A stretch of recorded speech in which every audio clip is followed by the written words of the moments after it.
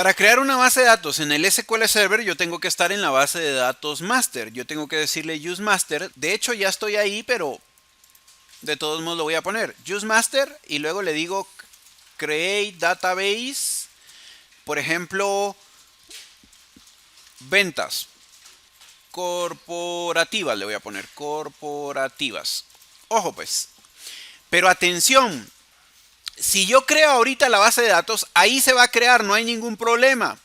Pero atención, resulta ser que en ese momento yo no especifiqué ningún parámetro para la base de datos ni nada. Entonces, él toma como base la base de datos model. Entonces, él crea una base de datos igualito a la base de datos model.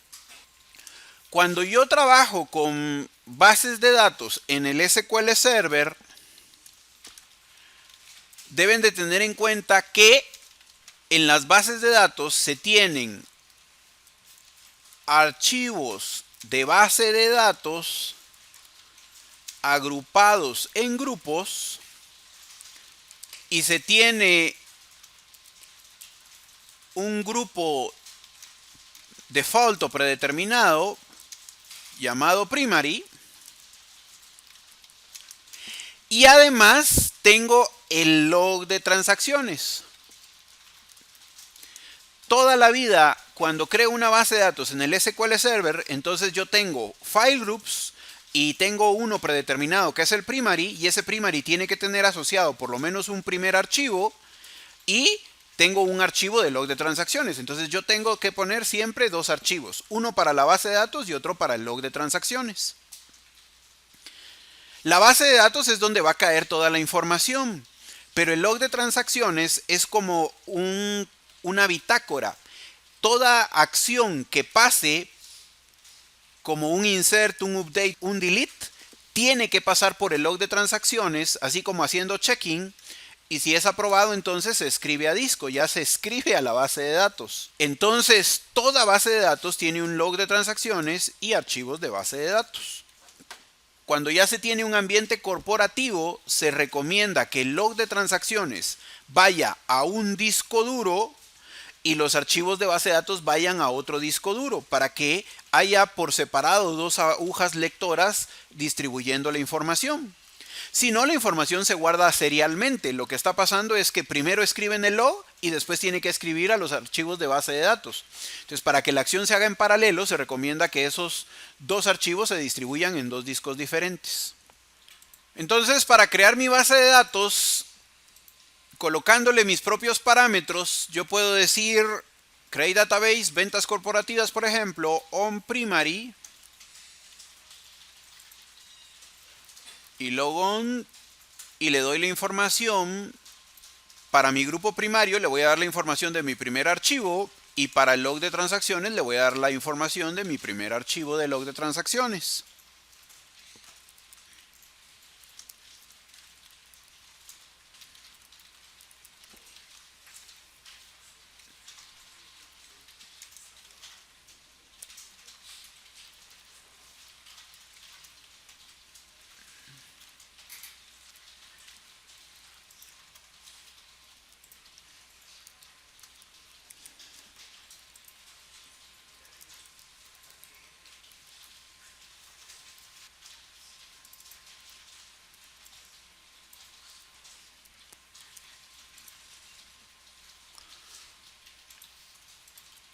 Y ahora esta información también se la voy a dar aquí a log.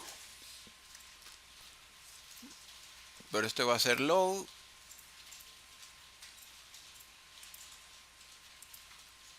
Log.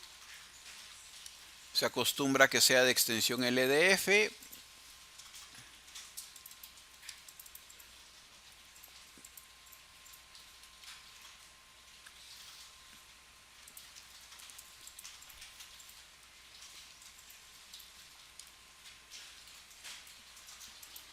Y entonces aquí estoy especificando un archivo para mi base de datos para el grupo primary, que ya es el grupo donde se guardan datos, y la información del archivo para el log de transacciones.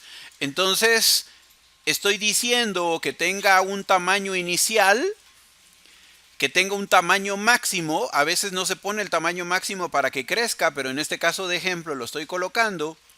Y cuando él llene el tamaño inicial, que empiece a crecer. ¿Y cuánto va a crecer cuando llene el tamaño inicial? Va a crecer un 25%. Esto es crecimiento. Cada vez que se llene el tamaño de la base de datos, le pedimos que crezca un 25% hasta que llegue al máximo de, en este caso, 5000 megabytes. Una cosa que hay que tener en cuenta es que este folder tiene que estar creado, no lo crea él automáticamente, entonces este folder tiene que estar creado. Hay otros parámetros que se pueden manejar. Yo puedo agregar file groups adicionales, pero de momento esto es lo que vamos a decir. Voy a crear una base de datos especificando un archivo para la base de datos y otro para el log de transacciones. Entonces venimos y ejecutamos. Si todo va bien, él nos debe devolver que el comando se ejecutó exitosamente.